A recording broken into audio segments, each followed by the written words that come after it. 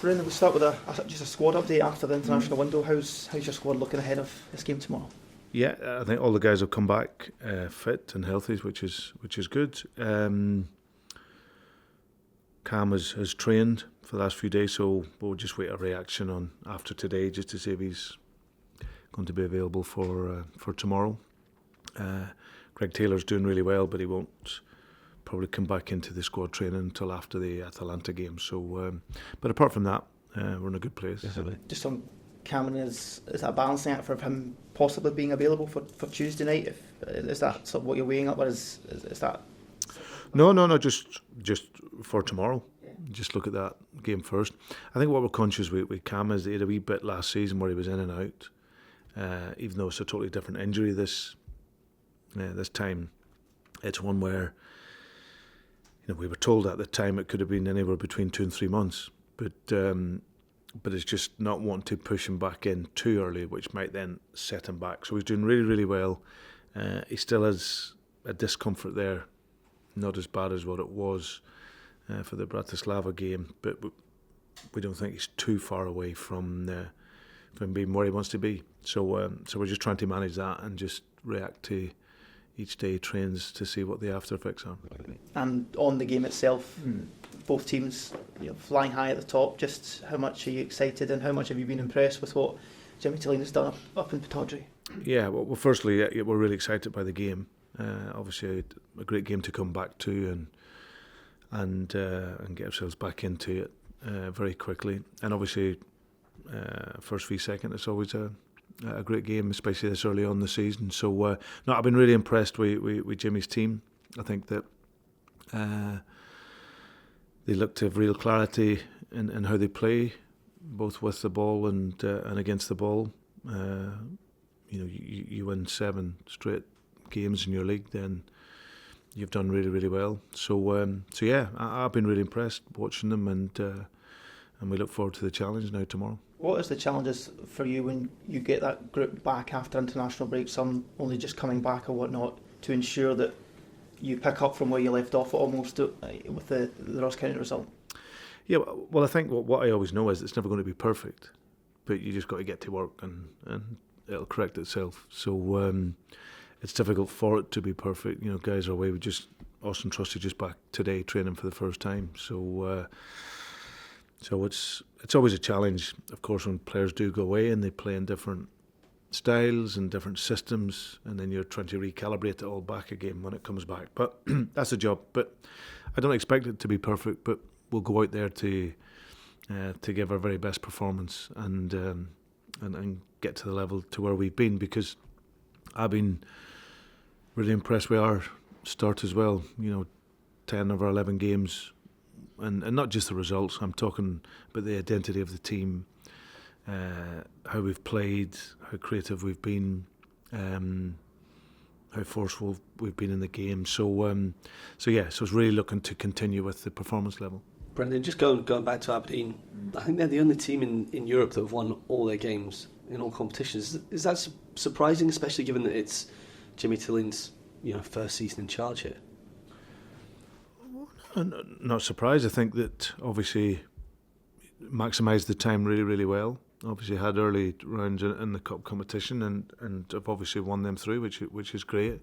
Taking that into their league. Obviously got nice coaching time in. I think that's important. If you come in and Jimmy's situation and you've got those weeks to prepare and get ready for your games, then that's great. But when I look at the team, I see them as they're well organised, want to build the game from behind when they can, want to play through the field, and they've got players at the top end of the pitch that can cause you a problem. And then without the ball, they play the shape well, defending 4-4-2. So yeah, I think that they've done really, really well. So clearly Jimmy's a very good coach, has got good coaches around him as well, and they've started the season on a real high. When you were here last time, Brendan, it was quite often that Aberdeen were your closest challengers in the league and the Scottish Cup finals. It's obviously still early days, but do you think that this Aberdeen team could push you again, could be right up there at the top in competitions come the end of the season? I don't know. is the honest answer. I don't know. It's only 7 games in. But what I know is we play them tomorrow, and this will be the first chance. So I'll get a close up look to see where they're at, and then obviously we play them in a semi-final of the cup. So, but yeah, the first time I was here, Derek had done a fantastic job with Aberdeen, made them really competitive, and they were always up there challenging. And Aberdeen, they'll feel themselves. And Aberdeen's a big club. We can't forget that. It's a big club, so the expectation is to be up there, challenging and fighting with the likes of ourselves. So yeah, but it's all about time. You know, there's such a long way to go in the season. It's how you deal with the bumps in the roads as well, which will always determine where you finish and how you end up. But there's no doubt they've made a very good start. Obviously, the club made an appointment this week, board appointment. How good is that for you to have that clarity? Is it also a continuation of it, of how you worked over the summer as well?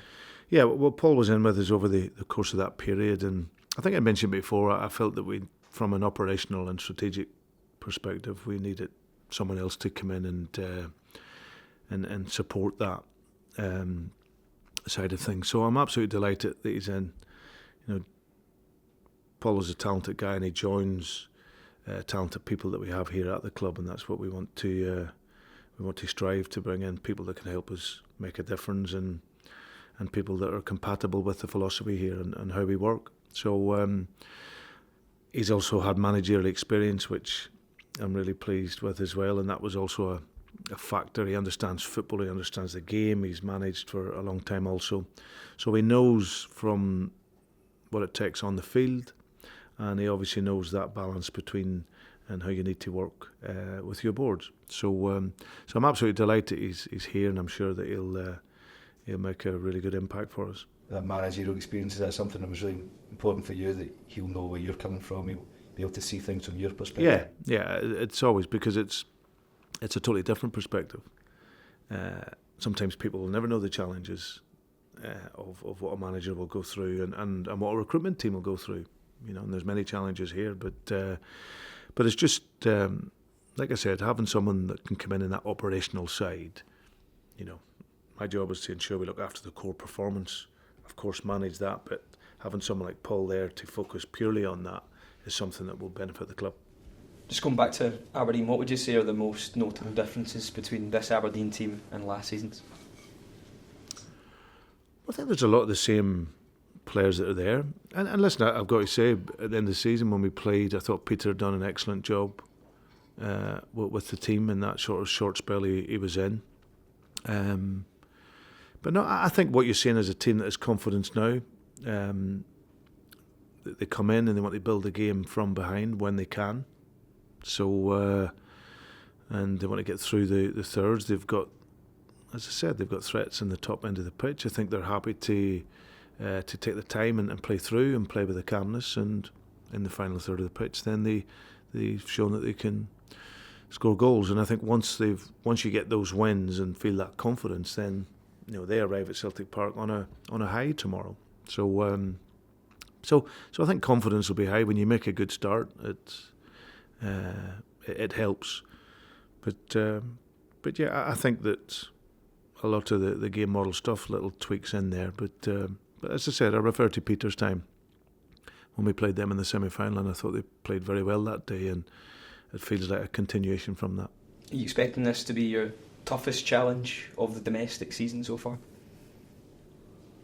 No, I think it's the next challenge. I think every challenge for us is one that we respect and take on board. So I think when it's a top two, it can feel like that. But every game is a challenge for us in a different way. And see, just to touch on Paul, obviously comes out with a kind of broad to be in it. I think he described himself before as a football doctor. What do you see as the key part of that? Is it about recruitment? Is it about everything? Must have loved that one, eh? He won't live that down, will he? He probably said that one in his first week as a manager or something. You just hung on to that. No, he's a good guy. I've known him from the time. Didn't know Paul that well, but I knew of his work, and I'd known his longevity and the work that he'd done at Exeter. So, but I spent a good period of time with him here, and over the course of the summer, had long meetings and as I said, I think when you bring in someone in that role, in that remit, there's a specificness to it in terms of the recruitment and analytics and whatnot, but it has to be compatible with my personality, with the philosophy of the club and how we want to work in the team, and it fit it really well over the course of the summer. So I was very keen for us to progress that in order to support the strategy and, as I said, the operation and how we function, and always look to improve. And I think it's a really good appointment for us. You mentioned analytics. Obviously, Hearts won with Critchley this week, and basically said a lot of that was aided and assisted by analytics. Is that becoming an important part of the game, considering where football has come from probably in the last 10 years? Well, it is I think it just depends on what your take on it is. Like, for me, it's very much, I'm informed by data, but I wouldn't be driven by it. You know, we can get lots of information, lots of data on certain things now, and Paul's side of it is purely more on the sort of actual performance of a player that will fit into our model, and whether that player fits closely and he can bring the football analytical stuff to that, as well as sort of overseeing that recruitment process. But it's definitely a big part of football now, but it's how you use it which is important. Because of the fact you work together in the summer, has that given you a head start for January? You're almost ahead of the game? Because we something might be. Yeah, I think we know where we're at, Craig, in terms of what it is we want to do. We've done a lot of great work in the summer and improving the squad, and the preparation is well underway to see what we can do for January to improve. Were you amused or bemused by the picture of you chatting to Kieran and Wyndon at the gala dinner? It's set tongues wagging, it's fair to say. I know, it was great to see him. I've always been in contact with Kieran since we were both down there, and it was really nice to see him. Obviously he was out injured, so it was a nice touch by the club to invite him. But no, he was a great player for this club, and it's unfortunate how it went for him at Arsenal with his injury and stuff. So, but it doesn't take much now to get tongues wagging. But Ben was obviously a couple of sanctions this week in terms of the fan behaviour as well. I mean, obviously you get great support when you're away in these Champions League games, but would you hope that maybe that's a signal for that to maybe calm down a little bit? Well, I'd really hope so. It's, you know, there's support. We don't need the pyrotechnics for great support. You know, the support that we get home and away in games is absolutely incredible, and we can't let that type of behaviour dictate whether fans that can maybe be in with the position of not attending a game. You know, because that's not fair. It's not right. People that have followed Celtic home and away for years and years and years should never be getting banned.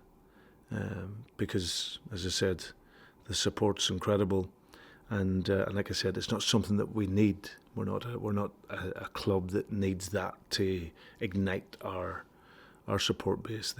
What we bring to a stadium in colour and noise is absolutely amazing, and I hope that this does end that, because, as I said, it just wouldn't be right for any of our supporters to miss a game. You've got a big away game. You've got a big away game at Miller Park at the turn of the year as well. A bit of shame if there was no Celtic fans.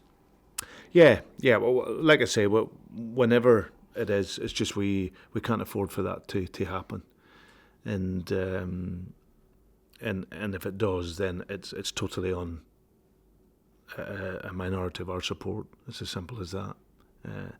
Our support is incredible where it travels and what it gives us. You know, the players that come to here because of our support. So we just need to make sure we draw a line on that and just come with the banners and with the noise and the colour, and that will give us a great chance on the field. I think the authorities. I was just going to say, is that the thing that people have to understand, that it's the players that will be damaged. other management want to need the support and they're away from home. Mm-hmm. Yeah. I think it's both, Craig. It's players and supporters. Like I said, if you're a supporter that's travelled worldwide following Celtic all these years, and then you can't go because you're banned for a game, that's not right. It's absolutely not right, especially in that way. But likewise, the players on the field, they're just they make such a monumental difference to us, and that's what this club has been about. You know, the supporters driving the team on right to the very end in games and giving us that fantastic support, and it wouldn't make it easier for us being away from home without our own people there. I think the authorities here want to clamp down on it as well, Brendan. You hoping the penny drops finally for the minorities you say that keep doing it? Hopefully, yeah, because it's nothing to do with football. And if you do keep doing it, you're showing that you don't really care.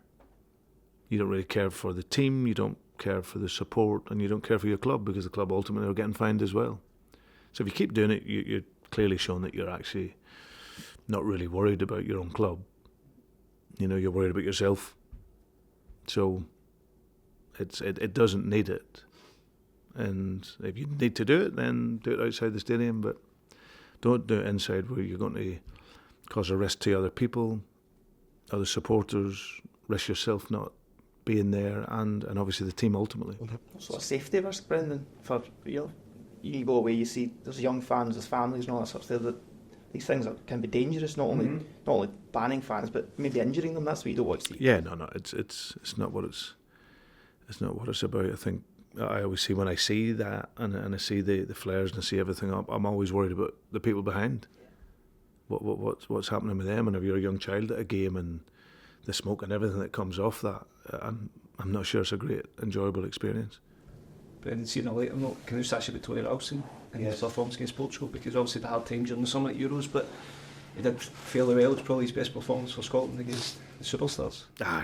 He was brilliant. I'm so happy for him. He's such a great professional. I think it's testament to how professional he is, whether it's with Scotland or whether it's Celtic. Every time he's called upon, he can come in and play 90 minutes and give his all. And I thought in the second game particularly he was excellent. Defended really well, got forward when he could. He was unlucky with the cross he played in. So yeah, he's such a brilliant player for us to have. He's such an important member of our squad. When he's called upon to play, he plays, he comes in, and you never think he's been away. And to not play as often as he does, but go in and play 90 minutes, especially at that level, it tells you everything about how professional he is and how committed he is to his football life. So yeah, I was delighted for him and how he performed. But do you make of Cristiano Ronaldo at the end? He didn't like Tony make sure that he didn't get a goal. Didn't like that one, did he? No, he wasn't happy, was he? But but it was a good performance with Scotland. You were just hoping that they weren't going to concede at the end, because they've been unfortunate a few times. That's how it's dropped. But Big Craigie makes a great save. They make good blocks, and they got a good point in the end.